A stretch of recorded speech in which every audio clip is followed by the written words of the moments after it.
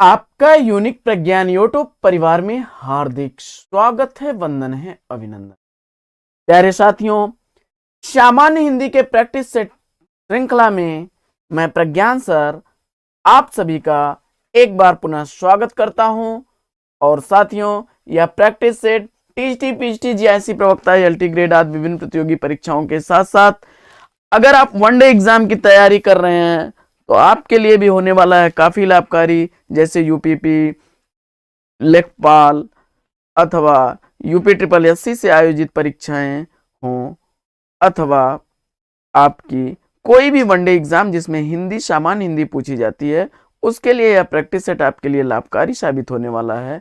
इस practice set को हल करना प्रारंभ करें इससे पूर्व अगर वीडियो को पहली बार देख रहे हैं अथवा चैनल पर नए हैं तो कृपया चैनल को सब्सक्राइब कर लें और बगल में बने हुए बेल आइकन से ऑल बटन को प्रेस करें, जिससे कि आने वाले नए वीडियो की नोटिफिकेशन आपको सबसे पहले मिल सके। तो बिना समय गंवाए प्रारंभ करेंगे पाठचर्या और देखेंगे आज की पाठचर्या का पहला प्रश्न। इस शब्द की वर्तनी सही है। इस शब्द की वर्तनी सही है, इसका आपको जवाब बताना है। और अगर इसका राइट आंसर है, इसमें अंतरराष्ट्रीय विकल्प बी। अगला प्रश्न है, किस देश में हिंदी भाषा का प्रयोग लिखने व बोलने में किया जाता है?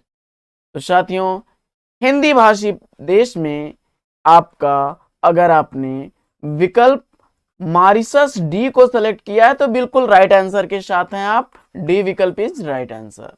अगला प्रश्न, प्रश्न संख्या 53 है, उत्कंठा का पर्यायवाची क्या बनेगा? उत्कंठा शब्द का पर्यायवाची आपको बताना है। और अगर आपने उत्कंठा शब्द का पर्यायवाची सेलेक्ट कर लिया है लालसा विकल्प ए को, तो बिल्कुल सही उत्तर के साथ हैं। अगला प्रश्न है, ऊहापोह पर्यायवाची है। ऊहापोह किस शब्द का पर्यायवाची है, इसका आपको जवाब बताना है। और अगर आपने अपने इस उत्तर में सेलेक्ट किया असमंजस को विकल्प बी, तो बिल्कुल राइट आंसर के साथ हैं।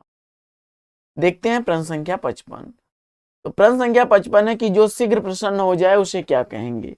तो शीघ्र प्रसन्न होने के लिए एक शब्द का चयन करना है। और अगर आपने ए बी सी तीनों विकल्पों को छोड़ करके विकल्प डी को चुना तो बिल्कुल राइट आंसर आपने चुना है आशुतोष। डी विकल्प बिल्कुल सही जवाब है। अगला प्रश्न, जिसकी भुजाएं घुटनों तक लंबी हो उसे क्या कहते हैं? तो भैया, भुजाएं जब उसकी घुटनों तक लंबी होंगी तो अजानुबाहु शब्द उसके लिए प्रयुक्त होता है। बी विकल्प के साथ आप जा रहे हैं और बिल्कुल सही जवाब है आपका। अगला प्रश्न, अगला प्रश्न है कि अपहरण में किस उपसर्ग का प्रयोग हुआ है? अपहरण शब्द में किस उपसर्ग का प्रयोग हुआ है? और अगर आपने अपहरण शब्द में अप उपसर्ग का प्रयोग बताया विकल्प सी, तो सही जवाब के साथ हैं आप। प्रश्न संख्या 58 है, उल्लंघन में उपसर्ग बताइए।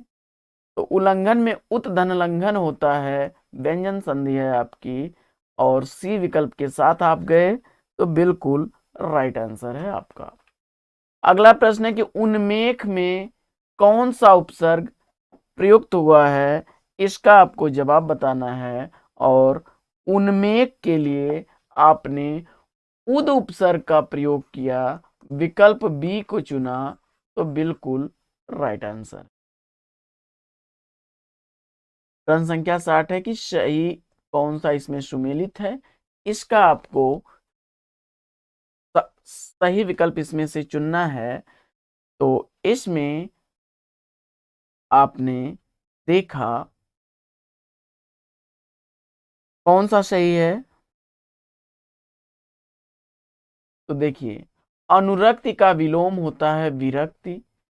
ए विकल्प ही आपका सही है। बाकी अवसर, शुभ अवसर, असमय, कुसमय और दीर्घायु चिरायु ये सब एक दूसरे के पर्याय हैं। विकल्प ए इसका राइट आंसर। अगला प्रश्न है कि निम्न में से कौन सा शब्दालंकार नहीं है? तो शब्दालंकार का भेद इसमें से कौन सा नहीं है? तो यमक में शब्दों के माध्यम से ही चमत्कार उत्पन्न होता है, अनुप्रास में भी और श्लेष में भी। लेकिन उपमा में जो है अर्थों के माध्यम से पता चलता है। तो अगर आप विकल्प डी के साथ जा रहे हैं तो आपने बिल्कुल सही चयन किया। अगला प्रश्न है कि कौन सा अलंकार इसमें अर्थालंकार नहीं है, इसका आपको जवाब बताना है। तो आप जानते हैं कि रूपक, उत्प्रेक्षा और उपमा अर्थालंकार के भेद होते हैं, जबकि विकल्प इसमें सी जो है वक्रोक्ति, सी विकल्प शब्दालंकार का भेद है। विकल्प सी के साथ आप बिल्कुल राइट आंसर पर हैं। अगला प्रश्न है कि निम्न में कौन भिन्न है, इसका आपको जवाब बताना है। इसमें भिन्न कौन सा है, इसका आपको जवाब बताना है। और अगर आपने विकल्प चुना है भिन्न शब्द, इसमें कौन सा हो रहा है, तो आप यमक, श्लेष और वक्रोक्त, ये तीनों किसके भेद हैं? तो ये तीनों भेद आपके हो जाएंगे शब्दालंकार के। जबकि दृष्टांत अर्थालंकार का भेद होता है। और विकल्प डी इसमें से आपने चुना है, बिल्कुल राइट आंसर के साथ। अगला प्रश्न है कि निम्न में कौन मात्रिक छंद का उदाहरण है? इसमें मात्रिक छंद किसमें होगा, इसका आपको जवाब बताना है। और अगर आपने इसमें बरवय को चुना है, विकल्प बी, तो बिल्कुल राइट आंसर के साथ हैं। अगला प्रश्न है कि निम्न में से कौन सा वर्णिक छंद का उदाहरण है, इसका आपको जवाब बताना है। और अगर आपने इसमें कुंडलिया, उलाला और गीतिका को छोड़ करके मंदा क्रांता चुन लिया, विकल्प सी को, तो सही जवाब के साथ हैं। प्रश्न संख्या 66 है कि शांत रस का स्थायी भाव क्या बनेगा? शांत रस का स्थायी भाव बताना है आपको। तो वत्सलता वात्सल्य का होता है विस्मय आपका और शोक, यह तीनों विकल्प इसके गलत हैं। जबकि राइट आंसर क्या है इसका? इसका राइट आंसर आपने विकल्प सी चुना है। प्रश्न संख्या 66 का सही उत्तर निर्वेद आपने चुना सी विकल्प को, तो बिल्कुल सही उत्तर के साथ है। अगला प्रश्न है कि अनुराग किस रस का स्थायी भाव है? अनुराग किस रस का स्थायी भाव है? और अगर आपने इसका जवाब वात्सल्य रस का चुना है, विकल्प बी को, तो बिल्कुल सही जवाब पर है। अगला प्रश्न है कि प्रिय प्रवास के रचनाकार कौन है, या प्रिय प्रवास किसकी रचना है? तो खड़ी बोली का प्रथम महाकाव्य प्रिय प्रवास लिखने वाले अयोध्या सिंह उपाध्याय हरिऔध जी हैं। 68 का सही विकल्प क्या बनेगा? Option A, Ayodhya Singh Upadhyay Hariaudh. प्रश्न संख्या अगली देखते हैं हम लोग, भ्रमर गीत किस कवि की रचना है?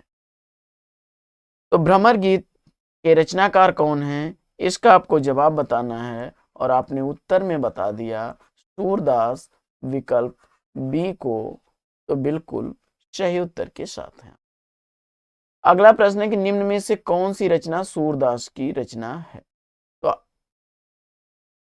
इसमें साहित्य लहरी सरावली, साहित्य लहरी सरावली, सूर साहित्य आपका जो है सूरदास की रचना है। विकल्प बी इसका राइट आंसर बनेगा। विकल्प बी इसका राइट।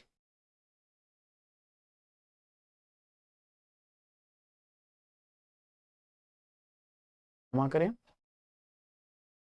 सूर सागर,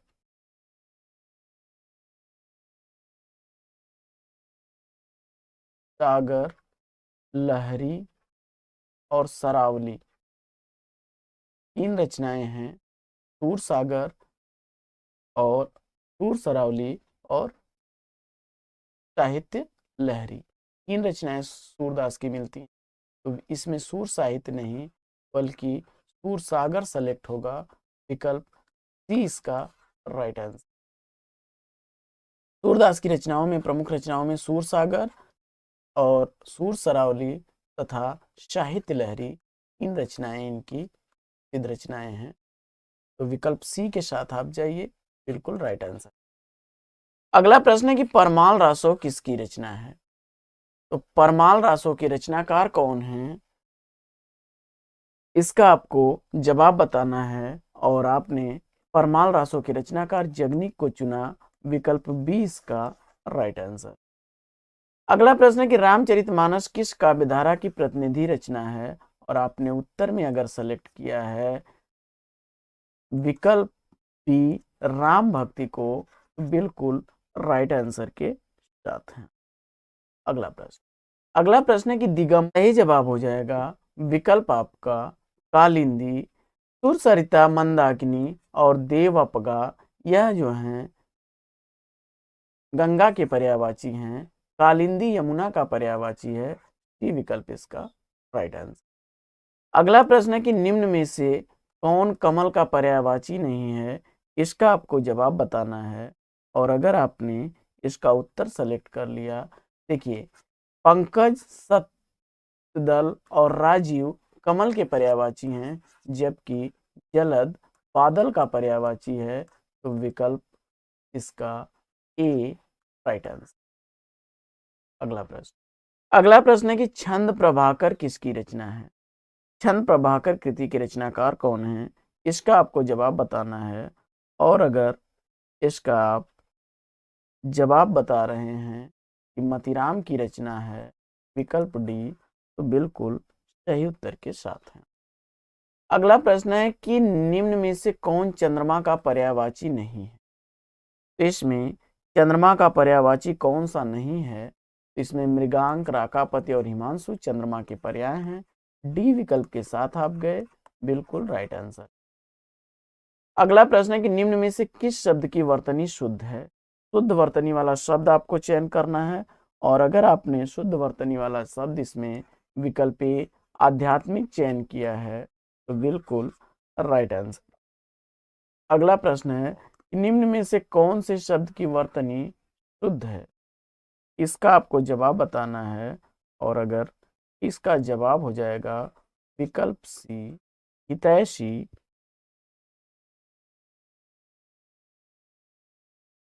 तो बिल्कुल राइट आंसर। अगला प्रश्न है कि चिराग तले अंधेरा कहावत का सही अर्थ क्या होगा? चिराग तले अंधेरा कहावत का सही अर्थ बनेगा अपनी बुराई नहीं दिखना। विकल्प ए इसका राइट आंसर। अगला प्रश्न है कि मूर्ख धनवान लोकोक्ति को चरितार्थ करने वाला इसमें क्या होगा? तो अगर इसका आपने जवाब चुना है आंख का अंधा गांठ का पूरा, तो विकल्प बी बिल्कुल राइट आंसर।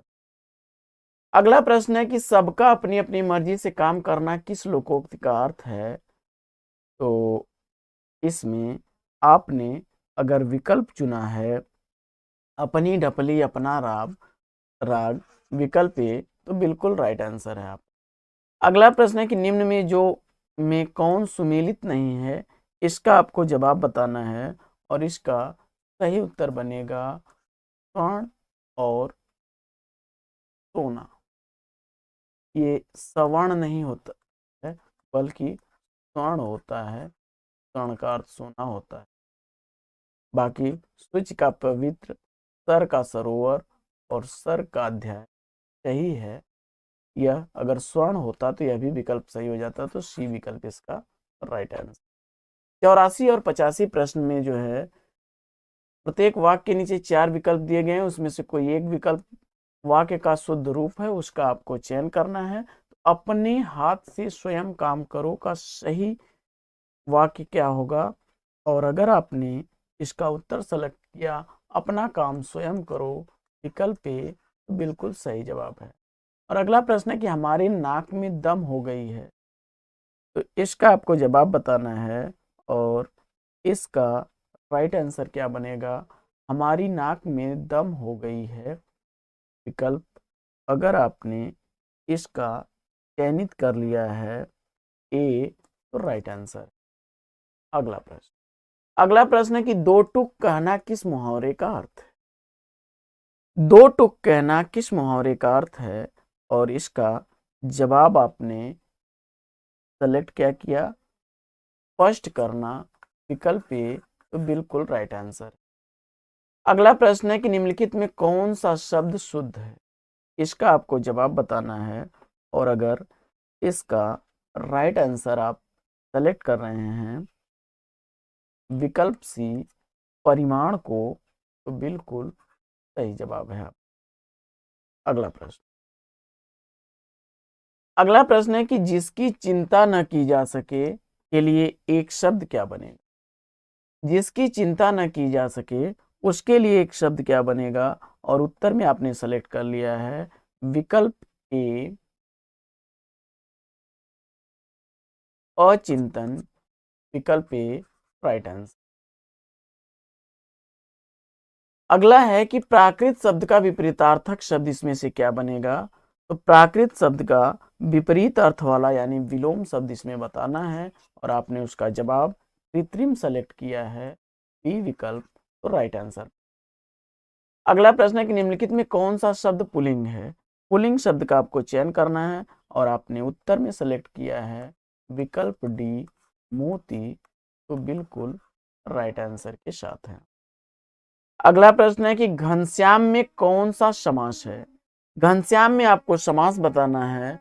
और अगर आपने घनश्याम में समास चयन किया है कर्मधारय विकल्प ए को, तो बिल्कुल राइट आंसर पर हैं आप।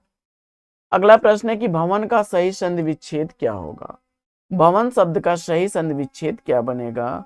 और अगर उत्तर में आपने सेलेक्ट किया भोदनन भवन, विकल्प ए, तो बिल्कुल राइट आंसर। अगला प्रश्न है निम्न में कौन पुत्री का पर्यायवाची नहीं है? तो यहाँ पुत्री का पर्यायवाची इसमें कौन नहीं है, इसका आपको जवाब बताना है। तो नंदिनी, तनुजा और दुहिता पुत्री का पर्यायवाची होता है, डी विकल्प के साथ गए, बिल्कुल राइट आंसर है आपका। अगला प्रश्न है कि जब कोई बोली या भाषा व्याकरणिक ढांचे में ढलकर व्यवस्थित रूप ग्रहण कर लेती है तो उसे क्या कहते हैं? तो उसके लिए एक शब्द बनेगा परिनिष्ठित भाषा, विकल्प 20 का सही उत्तर है। अगला प्रश्न है कि इनमें से कौन पूर्वी हिंदी की बोली नहीं है? तो पूर्वी हिंदी की बोली इसमें कौन सी नहीं है, इसका आपको जवाब बताना है। तो अवधी, बघेली और छत्तीसगढ़ी पूर्वी हिंदी की बोलियां हैं, जबकि कन्नौजी विकल्प 20 का सही उत्तर हो जाएगा। या पश्चिमी हिंदी की बोली है, बी विकल्प इसका राइट आंसर। अगला प्रश्न है कि मोहन उठकर बाहर जाओ फूल ले आओ, इस वाक्य में बाहर किस प्रकार का शब्द है? तो इसका जवाब हो जाएगा इसमें बाहर अव्यय शब्द है, सी विकल्प इसका राइट आंसर हो जाएगा। अगला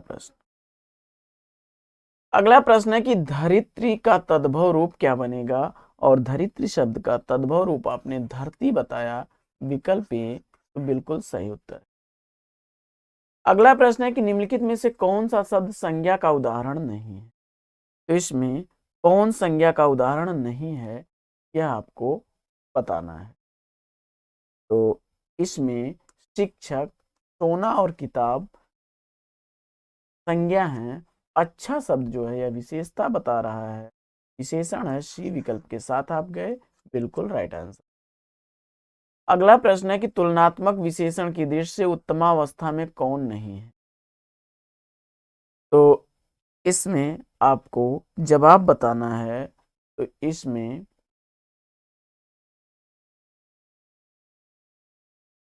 आपका विकल्प कौन सा होगा? तो इसका राइट आंसर बनेगा विकल्प डी, शीतलम। आज की पाठचर्या में लेंगे यहीं पर विराम, फिर मिलेंगे आपसे अगले वीडियो में एक नए प्रकरण, एक नए टॉपिक, एक नए अंदाज में। तब तक के लिए लेंगे आपसे विदा। लेकिन हम ले आपसे विदा, उससे पूर्व वीडियो को लाइक करके दोस्तों में शेयर कर दीजिए। चैनल पर अगर पहली बार हैं तो चैनल को सब्सक्राइब कर लीजिए। तो फिर मिलते हैं अगले वीडियो में एक नए प्रकरण, एक नए टॉपिक, एक नए अंदाज में। तब तक के लिए बेस्ट विशेष, बेस्ट ऑफ लक, जय हिंद।